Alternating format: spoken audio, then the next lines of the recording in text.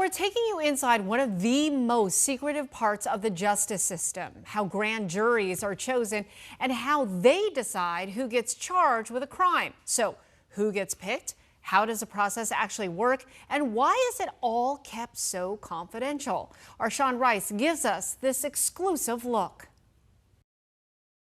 Here at the Maricopa County Courthouse, any member of the public can come and view a trial, an arraignment, or any other hearing because it's meant to be a public process. But there's one thing that happens here inside these walls that is meant to be a secret. It is the grand jury process. But today, we're going to give you an inside look at how it all works. Come with me.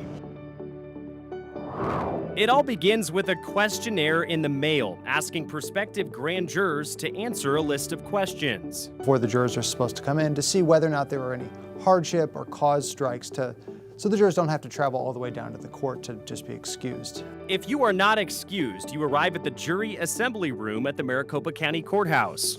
So the first step for every grand juror each day that they're called is to come to this room. This is the jury assembly room. This is where they all gather together as a 16-person body before they go to a secretive courtroom to hear the grand jury proceeding. Commissioner Nick Ciccone is one of 2 judicial officers that selects that grand jury, 16 people plus 10 alternates. In Maricopa County, there could be 4 to 6 grand juries working in any given month. The goal is we want individuals to serve on our grand juries who can be fair, impartial, and decide the case based only on the evidence and the law presented to the jury or grand jury.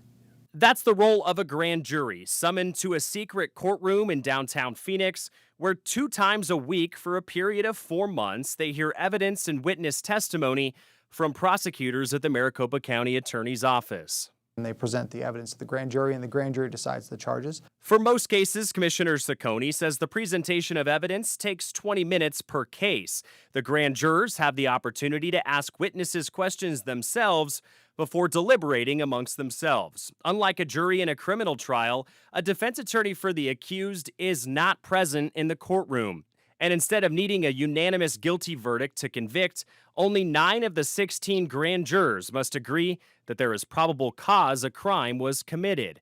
But if they don't, they have 2 options. They can either stop deliberating and not return an indictment, or they can request additional evidence and witnesses to come in. That's partially why the grand jury proceedings are done in secret. If the public learned about everyone that was investigated by a grand jury, it could really be detrimental to those individuals. We want to protect the grand jurors and witnesses that appear in front of the grand jury because we want them to be able to view the evidence without any outside influence. So it's not a public process because we don't want the witnesses to be influenced. If the grand jury does return an indictment, the court clerk's office is who notifies the defendant, ordering them to appear at a future court date called a summons, or by issuing a warrant for their arrest. We either will send the documents through the mail. The sheriff's office assists with the service part of warrants. We, as the clerk's office, will remain neutral, but it's our 100% job to preserve that record. Last year, the judicial branch summoned more than 12,600 people to serve on Maricopa County grand jury panels. And over the last 20 years, there have been 930 grand juries convened right here in America's 4th largest county. You have people from all walks of life, ages, genders, education levels. Yet everybody can come together and still hear the same evidence and have their own viewpoint. Would you say that that is how the system was created? I think so. Absolutely, because we trust our citizens to make the right decisions. With whether it's trial juries or grand juries, we trust the citizens. We know that they're going to be fair because you walk around the grocery store and those could be people on your grand jury. Sean Rice, 12 News.